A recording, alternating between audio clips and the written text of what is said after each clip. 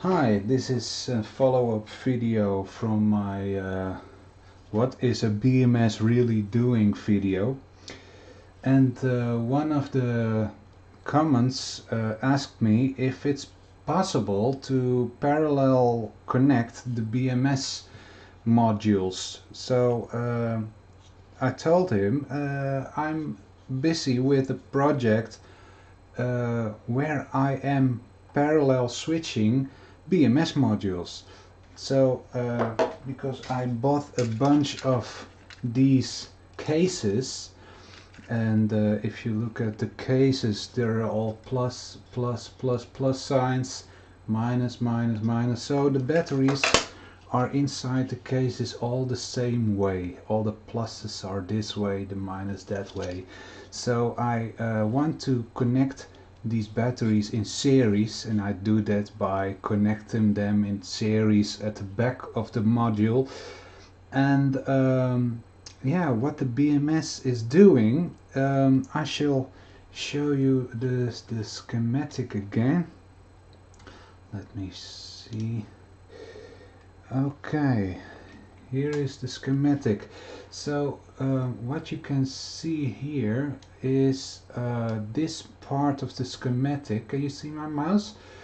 Is managing the maximum voltage, and if you charge your battery, the battery will be charged no further as 4.2 volts. If you go higher, then this MOSFET will activate, and this is the plus and this is the minus of one of these batteries.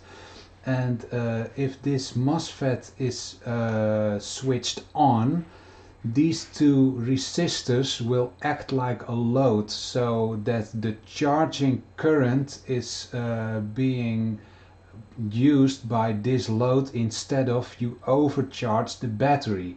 But what if between this plus and this minus is not one battery but 10 batteries? Then this load will be not enough.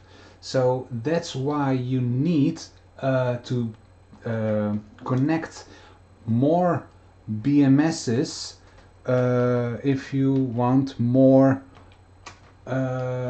batteries. So what I've done is I'm busy with a modular battery. So this is modular because you can replace all these batteries if you want. They are not soldered or something. You can just pull them out and take another one, put them in. So okay, but now I want these 16.8 volts total, if they are charged. I want them parallel with more modules. So when I need, for example, a big battery for example, a heater. This is a 400 watt heater. You can't connect, yeah, you can connect it on one module, but the batteries will just get very hot, and it's over within 5 minutes. Then they will be empty and probably broke. So they're not strong enough for a heater for 400 watts. So I need the current that will draw is 22 amps. So if I want 22 amps to run for about a half or 1 hour, then I need probably 20 of these modules. So that's what I'm busy with. So here you can see a couple of modules that are made already. And look, this is a voltage meter. I can connect them at the BMS, and they will tell me what voltage every battery is having. You see? So what I can do, I can just connect this module with all these other modules by just clicking the TX TX60 connector inside the TX60 connector of that other battery. So now it's connected, and very carefully connect the BMS wire so that all these lines in between the plus and the minus are also connected. If I don't connect the BMS wire, then these lines will not be connected. So that's why I need that lines, because all the batteries are parallel. So I just told you I need to be very careful to plug in that connector, because that went wrong a couple of times, and I had to repair the BMS board a couple of times. So what you can see here under the microscope is a jumper wire, because if you shortcut if you put the connector in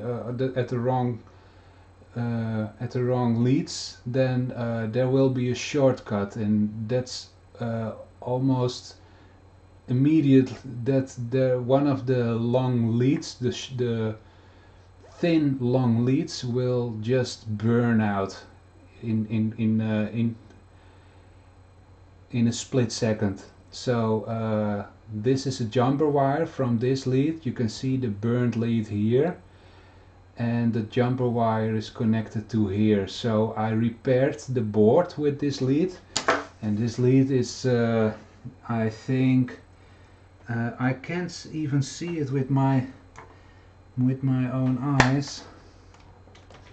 I'm just no, I think it's probably a lead of 1 millimeter.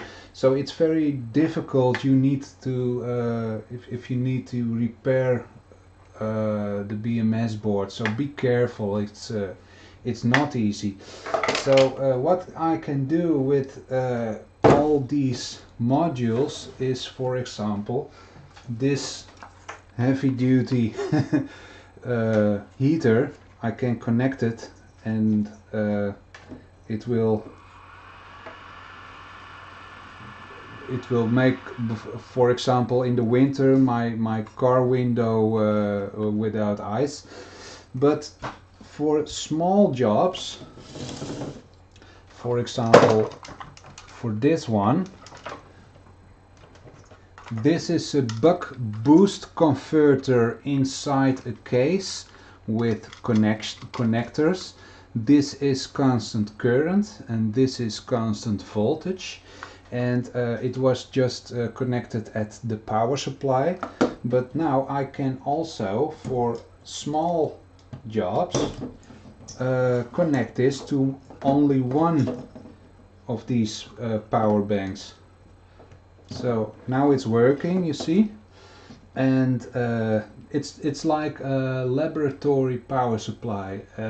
You can connect. This is the output, this is the constant current, so this is probably about 1 amp, and this is 2 amps. It goes to 4 amps, and this one is the voltage of the output.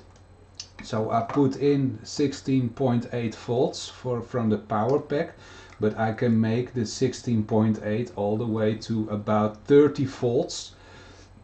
So this is 20 volts. I can make it 24 volts.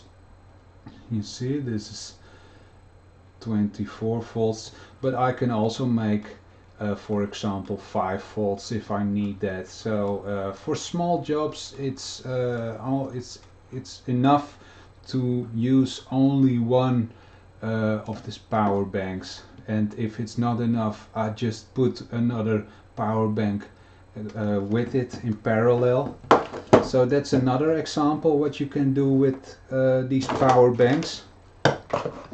So that is my project, and yeah, well, I hope you've learned something again.